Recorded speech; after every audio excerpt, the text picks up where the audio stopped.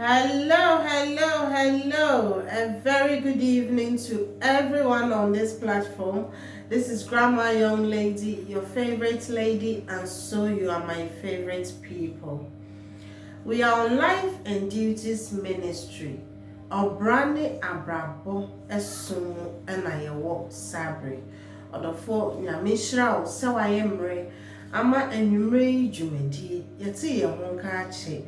Grandma Young Lady and say me are kaka nanso oba de adaroma mobrohu fo no de nkwa ewo ne nsem no ode bi adom me na menim se ode adom o enu nti na enwure wate me kan a me so mate won kan enu nti ye de anigye ni ahokeka sonko ebeka se Yesu mo ne awaye edoso wajiyen efriye yarimu yewo empaso wasan yare na wodi yaba akrati asefo mu biodia na ye kase enuonyam enase entontom enkamfo nyina ye erade dia esanse ono na ama yakwanya ye daso etiase odofo oni me ya adwena afa enuonyam sonkoma erade na osefata ya yeye enkanya yetini ne anka wontumi hwe so engiyen eye na humobro na ehoyen na enwumre dwumadie no matudin se ehumobro eja sane behe ehumobro eja sane behe na medi gina emmema so enne mi gina mu ama emmema na ehumobro ninti midi gina mu ama meme nyina ewo wiase esanse ememe hia nyame ehumobro na emanso hia pa na ene de yetu asi ho ama emema bi ti se hwan no ememe bi a omuti aware mu na bibi nti omuntumi nye omumema sem meka mema sem anya sesebe Bema wa sorry na ka wo ponche wo yire ni ho na wo kukuru no to twene every window mu da bi bema de na kodie no edoso na bema bia wo bisa na kodie a wo pese odi nkan nya be fin se wadru ni mpani mfie so a obeka se sika se ni kotoko mu enampan ebeye na kodie baako a ohia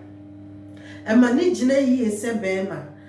enonti enoni ade a enwumre mi pese ye hye na ye bɔ ho mpae na ye tu ho na mo ema mema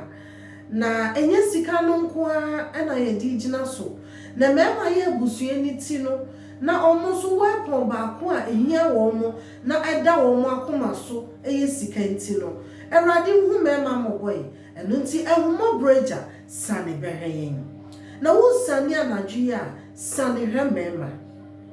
odofo emema bebre ti aware mu ti fidue mu ti monten so a sebe omuntumi nye omumema sem na nyese omutirimu odin na eyesika sem se de lumba kan enunti erade sani behewoma anadwi yempai bo a yebebo no Oni me ya adwene dia ene yebebo na nyame obesane abere mema enunti meme wo wiase afa na nyina na mesre ama wo anadwi onyame nsane mere mema na ofa nyonyam sonko a emema se efata enware wo na ofa yedie sonko a emema se efata enso enhye wo nsem na onfa tumi sonko a emema sefata enso no mema na mema su ene yemban no etumi agina yi na ahye Kristo din animonyam osi wo ye abusue ni ti enu ti se obi ye abusue ni ti dia ene na etwa se onyame mani tumi a obetumi di ayetire na nani onyam no yamfa ntwitwifem Onyame sane behewoma Onyame sane behewoma Onyame sane behewoma wodi amayen ewo yefidue mu ewo monten so bebe bi frifie na nya so ompe so ohwe ne ma bebe bi frifie ama ye frɛ no kwasiampani na nya saa na ope na oni tumi a ye de hwema na oni tumi a ye de hwe yere na oni tumi a ye de hwe abusua enu nti no ye be frɛ no kwasiampani Awurade ma kwasiampani empare mema nyina na se wasi wadwene mu pɔ sɛ wobɛyɛ kwasiampani nso de a enwure onyame ensane merewo na wanyɛ kwasiampani nyame bɔ mema sɛ omu yetire enu nti etwa sɛ omu yetire enu nti sɛ tumi bi agye mema ti afiri wɔn nsam tumi bi agye mema anim onyam afiri wɔn nsam a onyame sane behewma me paibo anadwi na sana ye bekɔ yedwumadi no mu no me wo enyi to honsem bi a me pese ye nyina ye hwe na ye de toto ho ansana ye de paibo no ewremu ama mema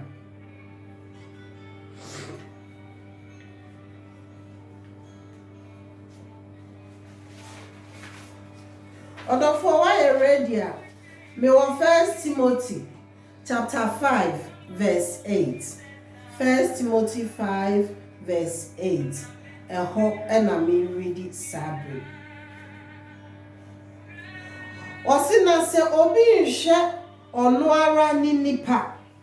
Ni titre ni fiefo a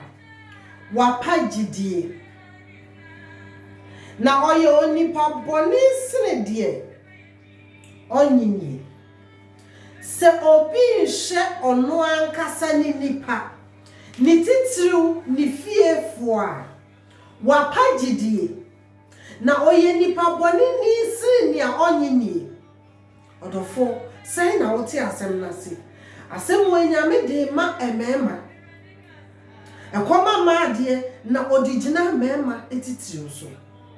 se obi ntimi nhwe ana obi nhwe ono ani nipa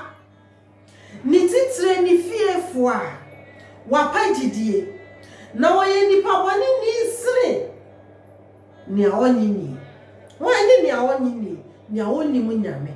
ni oni papa ne bone enu nti se be mate ebusuam na se ontimi nhwe na ebusua ontimi nhwe na yire ontimi nhwe ne ma senti binti mreyo binti adwuma seye binti oyie binti ahokyere binti enimguasie binti ahwiasie binti a onyame ai sane behewma wosesa nipa no wapagidie na chasa wapogidie no na oye nipa boni ni asene ni onyinyi na hai no meti ase koduru se wo bi na wonya de a ene na wo ya ye nipa boni se wo bi na wonhwe wabusua de a ene na sinto bi abawa brabom na ha no bi bebisa se sika kwa de de hwe abusua odofo sika di mu akotene na edrumre bi a enye sika kwa na abusua hia kasade abusua hia akomatoyem abusua hia odo abusua hia enkyerɛkyerɛ abusua hia denhye abusua hia enuntie mema ene yegyina mu amamo na wose mu hu niama bi nso a mo anso mo di betoto yie na amanya me nhira no atimi abem se obi nhwe ono ankasa ni nipa ni titiru ni fiefo a wapo gidi na oyo odiboye ni anase nipa boni sne ni onyini odofo onyame ensane mehwenema onyame ensane emehwenema na yebesa ya hwe bibi kakra nsuso ewo Korontofo nsuso ewo manu na eho nsuso no ya hwe sede asem no ede ye de emaaye odofo mame 1 minute Corinthians 7 Master free verse 32 or say na me pese anka muyi adwendwene efiri moso osomafo Paul na twere koma Korintofo na say anka mepese mu yi adwendwene efiri moso na mu yi adwendwene efiri moso no die nti na opeso mu yi adwendwene efiri wo moso de onware ye enwendwene Awurade fam nyoma ho sɛdeɛ ɔbɛsɔ Awurade ani nia ɔmare ɔnwendwene Awurade afam niama ho sɛnea ɔbɛsɔ Awurade ani na yɛnhyɛ 33 no so na ɔwarefoɔ dwendwene wiase deɛ ho sɛdeɛ ɔbɛsɔ ne yere ani onyambie sane bɛhwɛ wo ma onyambie sane bɛhwɛ wo ma onyambie sane bɛhwɛ wo ma Awurade kasa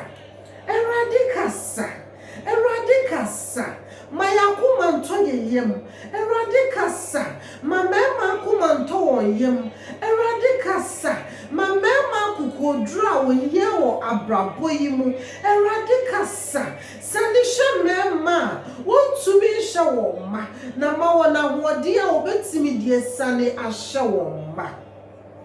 bema bia mpese e be frɛ no kwase ampani na so sinto ne mreyonti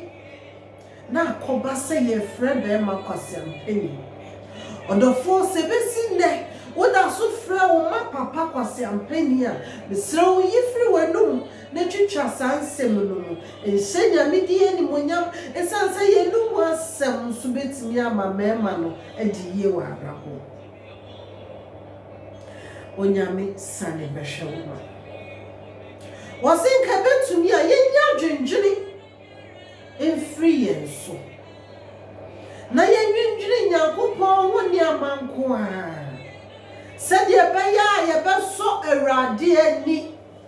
ɛno no ɔde ma wɔn a ɔmare yɛ sugyafoɔ na ɔsɛe ne bewie 33 ne sɛ na ɔwarefoɔ nwendwene sɛ ewiase aniama enye wiase niama sɛ onnim nyame bio na mmom sɛ woware na wo a asodie na dɔɔso ɛno nti nyame de asafo ahyɛ wo nsa sɛ bɛɛma a wodi asafo so ɛno nti no wo adwendwene sɛ abere no ɛhyɛ asafo no sɛ ne obehu sɛ wo ba hyɛ ataareɛ wo ba didi wo ba de sua ekoyie wo ba ntete ye ekoyie wo ba kasa ekoyie sɛdeɛ wopɛ sɛ wotete wo ba nyamesuro mu akwampa so enkyerɛkyerɛ pa so nimdie mu nyansa mu ne nyinaa ekoyie ana na sɛ ntimi nkɔ saa deɛ a na kyerɛ sɛ bibi tosini esan sɛ osugye ni deɛ ɔdwene sɛdeɛ bɛyɛ a ɔbɛsɔ nyame ani na ɔwarefo nso odwene wiase niama sɛdeɛ ɔbɛsɔ ne yere ani sɛ wosɔ wo yere ani a wobɛsɔ wo ma ani na sɛ wosɔ wo ma ani nso a wasɔ asafo ni nyinaa ani ɛno nti wasɔ wiase ani ɔdɔfoɔ sɛne na wote ase ni ase fa onyame sane bɛhwɛ wo ma onyame sane bɛhwɛ mema onyame sane bɛhwɛ mema Israel nyame sane bɛhwɛ mema ememe wo wiase afa na nyinaa mpai bɔnie onyame sane bɛhwɛ wɔn sɛ bɛma bi hia sɛ wo bɛsane abɛhwɛ no ahoɔden fam honhom ne honam fam sika fam yedi afam nyansa fam akokoduro afam sɛdeɛ bɛyɛ a wo bɛtimi asɔ ne yere ane ne ma ani a onyame sane bɛhwɛ wɔn ɛnyɛ na saa abere mi gyina mu ama mi kunu Kwabena Boateng ɛde ni gyina ma wiase afa na nyinaa sɛ onyame hwɛ bɛma yi so na sane hwɛ emema a ɛwɔ wiase afa na nyinaa titiri ne ɔwɔ akoma sɛ ɔbɛhwɛ na busua nanso sintɔ ne mmerɛyɛ da no so Awurade yifri no so ɛwɔ Yesu dim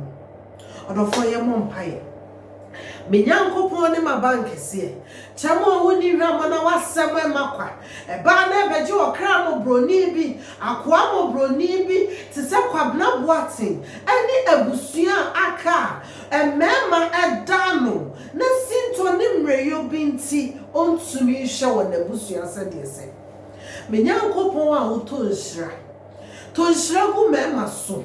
sanisha mema na ji ti wani mo kira mema na ji yedi afamu awodi afamu nyansa afamu kasakire afamu entitiye afamu akukodro afamu animonyam afamu onyame isane beshawuma onyame isane shamema onyame isane shamema na ji ewo yesu demu me de kwabra kwati na ejina o samabusu eti ade amawiase mema nyina se awrade isane beshawuma emriti awayi mu fa wo han to won so emriti awayi mu fa wani onyam jale won emriti awayi mu se won kotokuo mu mama emriti awayi mu mawa na djuma panye emriti awayi mu awrade hire won ewon wahye mu tira won wahye mu mawa na kokodro ma won tuo na mawa wose wotuo na wo Kristo watimi aboa won ye won kanifo di wonanim konkai wo wonadi yo nyina mu ewe Yesu din onyame sane beshawuma onyame sane beshawuma onyame sane beshawuma onyame sane beshawuma onyame sane beshawuma tremema shimu ewe Yesu din ma mema tumi ma mema nyansa ma wana kukodra wo hia ewe Yesu din ma wani monyam enhre wo mema so ma utumi enhre mema ma bibi biara etosini wo mema afemu erade enye yi na enye nhira yeda wase se wetie adom nti amen odofo mehye won kran sabre se bema biara woni ne tifi hyase efa ni wura mpaebon esan se onyame ho nkonkron esane na eji mema efri nkontonchire mu efri mreyo mu efri sintom enoti onyame esane na wasane ahyewo wasane ahyewo busua wasane ahyewo bema odi wo busua so na mesa ya hyewo nkuna se tumi bi mponti atete oni ukunu ana wodofo bi ntem se aware ni obiu na aso mofra wo montem a mesha wodin se bompaye masa bema esan se de tie bia no wo mahia no na won soso ohia no enunti onyame onsane mehwe mema akwan nyina mu ontutu wona na monsi na wonhira won na wontre wona hye oma de ni onyam ne han kania eni wona chi bebi biara obeko eni won bambo enso enye kese ewo irade mu mesi ha na makram na enwumre ye de enwum no amerade onyame sane behwe woma sane hwe mema ewo Yesu din. Merci mon say, Macron, and it's bye for now.